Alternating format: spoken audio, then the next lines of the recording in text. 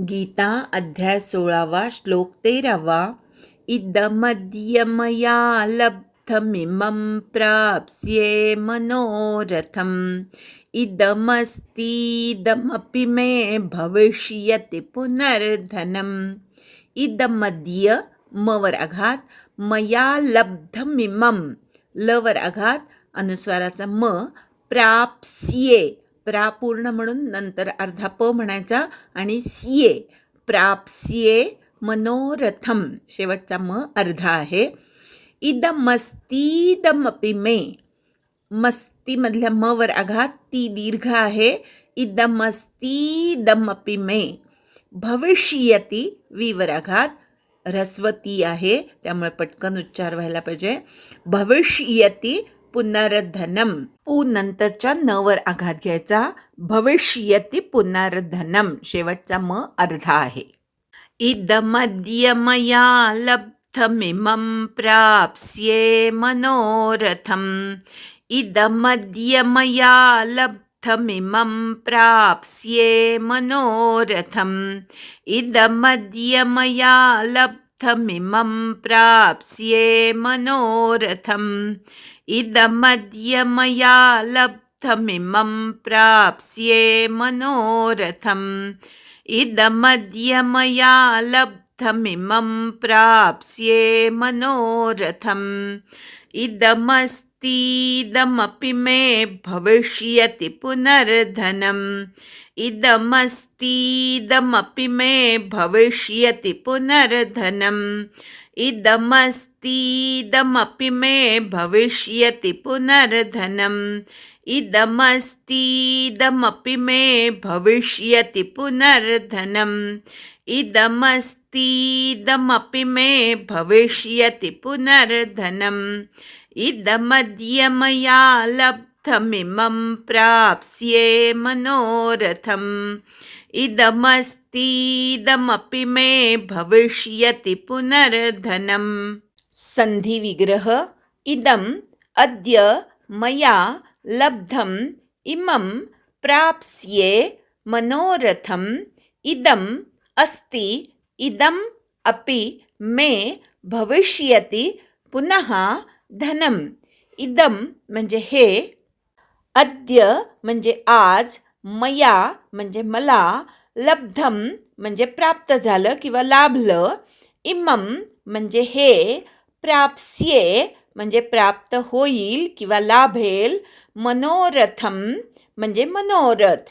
इदम म्हणजे हे, अस्ति म्हणजे आहे, इदम म्हणजे हे, अपि म्हणजे सुद्धा, मे म्हणजे माझ्याकडे, भविष्यती म्हणजे असेल, पुनः म्हणजे पुनः, धनम म्हणजे धन. अन्वय. अद्य मया इदम लब्धम इमं मनोरथम प्राप्स्ये मे इदम धनम अस्ति पुनः अपि इदम भविष्यति. आज मी हे प्राप्त करून घेतले आहे. हे मनोरथ लवकरच मी प्राप्त करून घेईन. माझ्याजवळ इतकं धन आहे, पुन्हा दुसऱ्याचं सुद्धा मलाच प्राप्त होईल. आसुरी लोकांचे धनाच्या बाबतीत काय विचार असतात ते ह्या श्लोकामध्ये भगवंतांनी सांगितलेलं आहे. आसुरी लोकांना धनाची अत्यंतिक लालसा असते आणि कितीही धन मिळालं तरी ते कमीच आहे असं त्यांना वाटत असतं.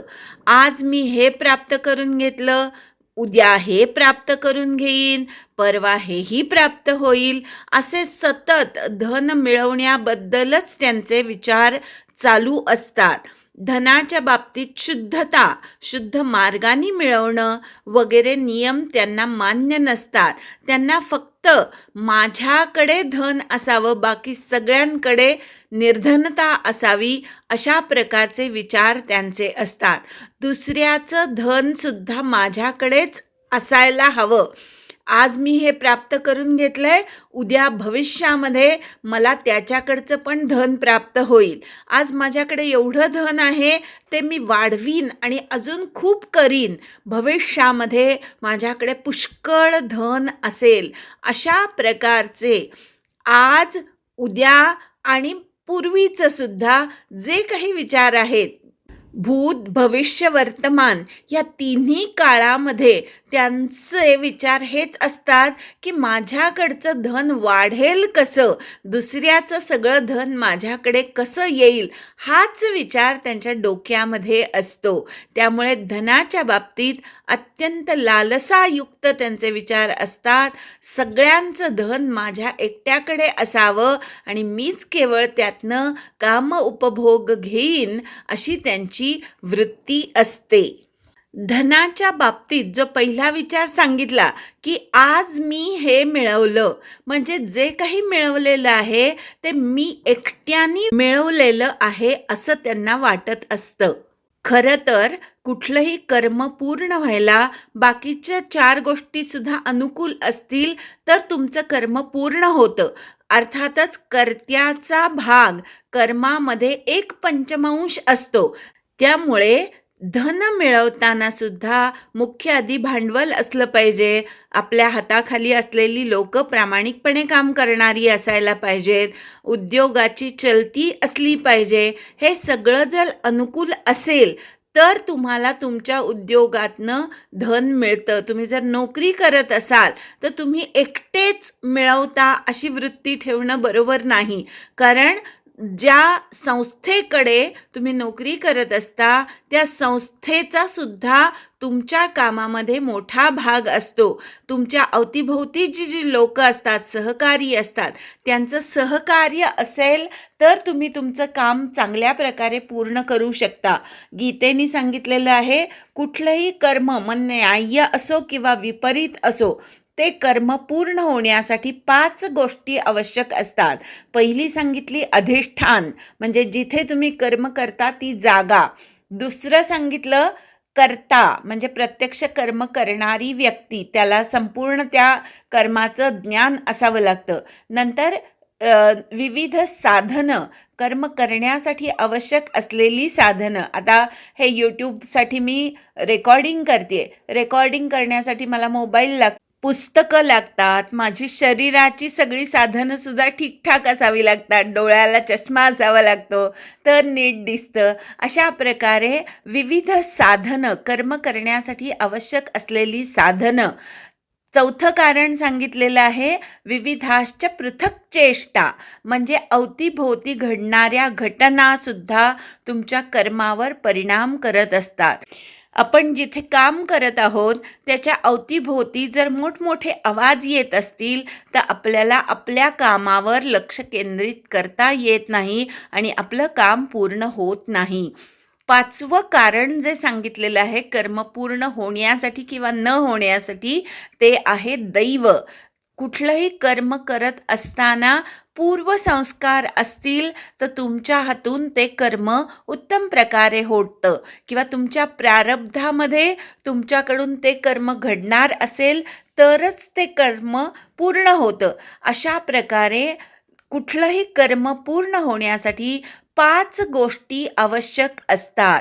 अधिष्ठानं तथा कर्ता करणैच पृथग्विधम विविधाश्च पृथक चेष्टा, आणि 5वं कारण सांगितलं आहे दैव. आधीच्या 4 गोष्टी माणसाने स्वप्रयत्नांनी अनुकूल करायच्या आहेत आणि मग कर्म करून झाल्यावर जे काही फल मिळेल ते दैवावर सोपवून द्यायचं आहे, अशी गीतेची शिकवण आहे. 18व्या अध्यायामध्ये हा श्लोक तुम्हाला शिकायला मिळणार आहे. हा 18व्या अध्यायातील 14वा श्लोक आहे.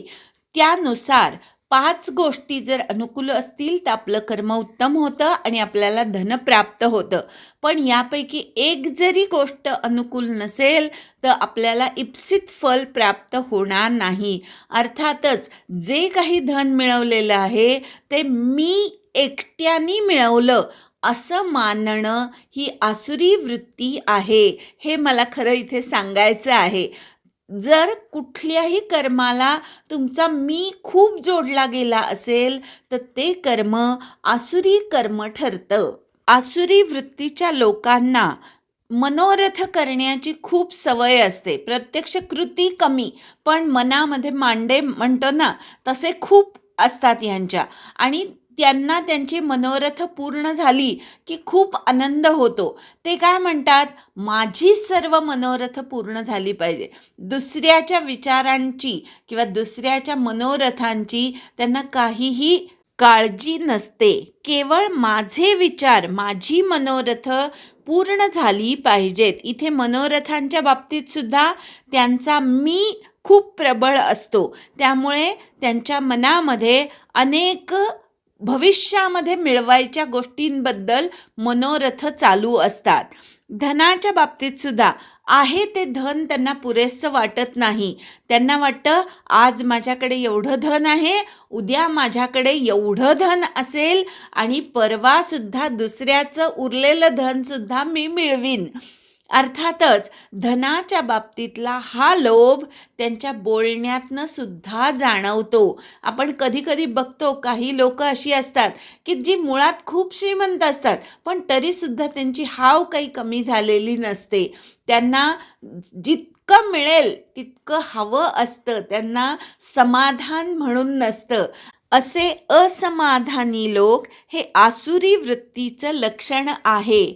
सन्मार्गाने धन मिळवावं नाही असं नाही, गीतेने धनाला तितकंच महत्त्व दिलेलं आहे, पण ते धन सन्मार्गाने मिळालंय ना हे जास्त महत्त्वाचं आहे. पण आसुरी वृत्तीच्या लोकांना मार्ग कुठला हे महत्त्वाचं नसतं, धन मिळालं पाहिजे हा त्यांचा विचार असतो, जो चुकीचा आहे. आणि त्या विचाराला बळी पडून ते जास्तीत जास्त धनसंग्रह करण्यामागे लागलेले असतात. स्वतःही उपभोगत नाहीत आणि दुसऱ्यांनाही, अवतीभोवतीच्या लोकांना सुद्धा त्या धनाचा काहीही उपयोग होऊ देत नाहीत. केवळ साठवून ठेवणे. खरं तर अपरिग्रह हा अत्यंत चांगला दैवी गुण सांगितलाय. त्याच्या विरुद्ध परिग्रह करणे म्हणजे साठवणूक करणे हे अज्ञानाचं लक्षण किंवा आसुरी वृत्तीचं लक्षण आहे. आणि असा धनाच्या बाबतीत साठा करण्याकडे, कितीही मिळालं तरी कमी पडतंय असं वाटण्याकडे आसुरी वृत्तींच्या लोकांचा कल असतो. एकदा श्लोक म्हणूया आणि थांबूया. इदमद्य मया लब्धमिमं प्राप्स्ये मनोरथम् इदमस्तीदमपि मे भविष्यति पुनर्धनम्. हरि ओम तत्सत्.